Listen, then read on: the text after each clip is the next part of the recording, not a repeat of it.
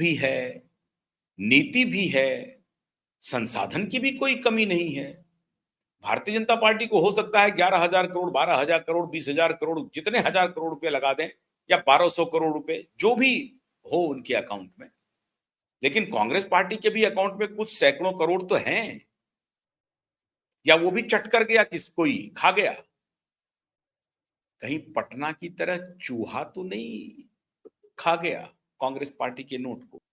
मैं ऐसा नहीं मानता हूं कि कांग्रेस पार्टी के पास संसाधन की कमी है चुनाव लड़ने में। तो लेफ्ट से कांग्रेस पार्टी की तुलना पश्चिम बंगाल में नहीं हो सकती है। फिर भारतीय जनता पार्टी और टीएमसी ही आमने सामने खड़ी है। क्या ये मीडिया मूवमेंट है?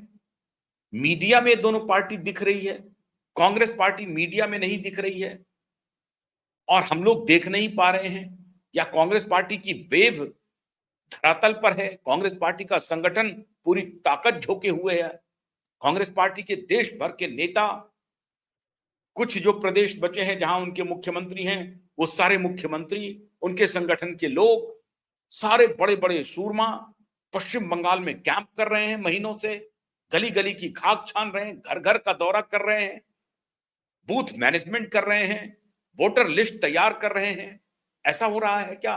और इस सब की बातें मीडिया में नहीं आ रही हैं। लिगेसी मीडिया चलिए नहीं दिखा है, सोशल मीडिया भी नहीं दिखा रही है। सोशल मीडिया पर भी मोदी और शाह ने कब्जा कर लिया है। एक तरफ मोदी शाह ने कब्जा कर लिया और दूसरा अगर बचा होगा तो ममता बनर्जी ने कब्जा कर लिया है। क्या ऐसा है क्या? तो हम ये लगातार ये आंकने की कोशिश कर रहे थे कि लेफ्ट पार्टी की तो चलिए कोई बात नहीं है, एक पल के लिए उसको मान जाते हैं। जैसा मैंने आपको बताया, नेता नहीं, नियत नहीं, नीति नहीं, संसाधन नहीं। कांग्रेस के पास तो सब कुछ है। फिर ऐसा क्यों हो रहा है? मित्रों, पता चल रहा है अंदर खाने कांग्रेस पार्टी ने सरेंडर कर दिया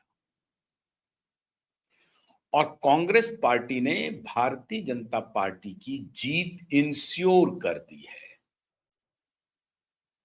कांग्रेस पार्टी अंदर खाने इस बात को समझ रही है, ममता जब तक पश्चिम बंगाल में रहेगी कांग्रेस का उदय होना मुश्किल है।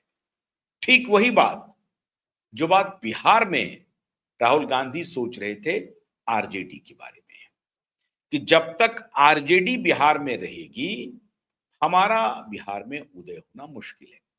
हालांकि बिहार में अभी भी उदय होना मुश्किल है कांग्रेस पार्टी का। पता नहीं कांग्रेस पार्टी के नेता क्या कर रहे हैं, संगठन क्या कर रहा है, क्रॉस रोड पर है कांग्रेस पार्टी। लेकिन चलिए, अपनी मंशा में तो कामयाबी मिल गई कांग्रेस पार्टी को। चुनाव के 1-1.5 महीने पहले उन्होंने हवा बना दिया वोट चोरी, वोट चोरी, वोट चोरी, वोट चोरी, और फंसा लिया तेजस्वी यादव।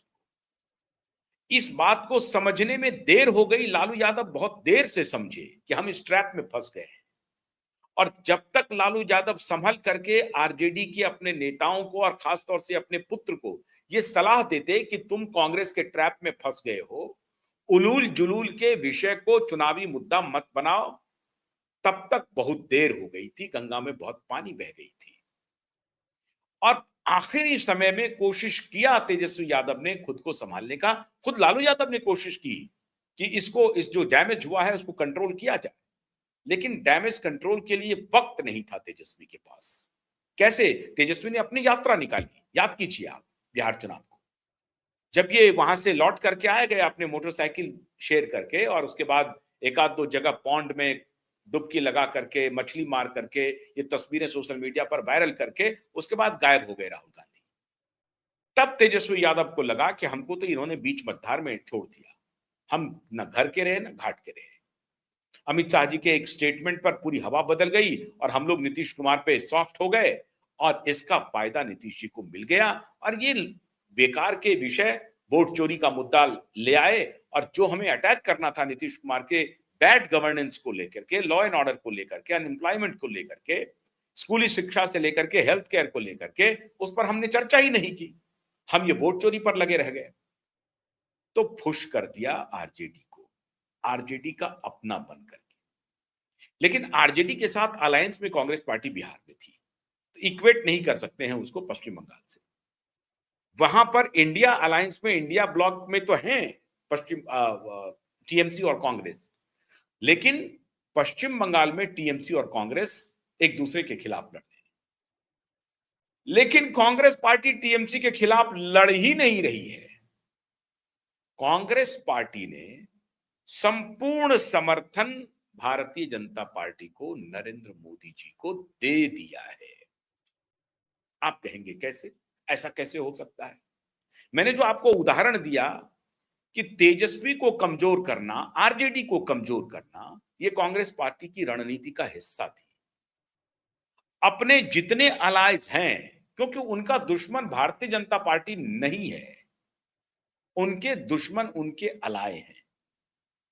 क्योंकि कांग्रेस का जो नेशनल प्रेजेंस है वो भारतीय जनता पार्टी ने नहीं खाया है, वो उनके जो समर्थक साथी दल हैं वो खाए हैं। उनको कमजोर करना बहुत जरूरी है।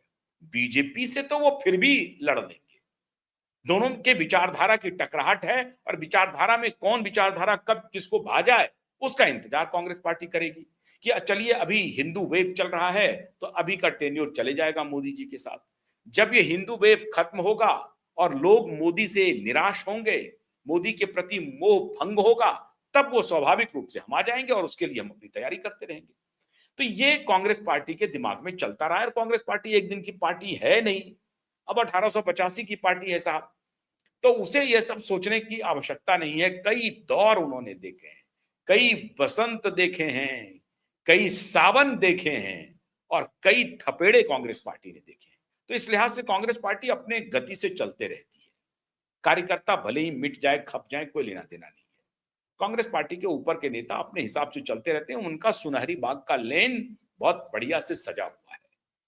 तीनों, पुत्र भी, बहन भी, मां भी, तीनों पहुंच गए हैं संसद। तो अब कोई चिंता की बात नहीं है। बड़े बड़े बंगले हैं, आराम से जिंदगी कट रही है। 3-3 परिवार में प्रधानमंत्री हो गए हैं, अब चिंता क्या है? और बाकी जो है वो सब दरबारी हैं, वो दरबारी करते रहे। तो सवाल है कि कांग्रेस पार्टी पश्चिम बंगाल में खुद को बैक ट्रैक क्यों कर लिया?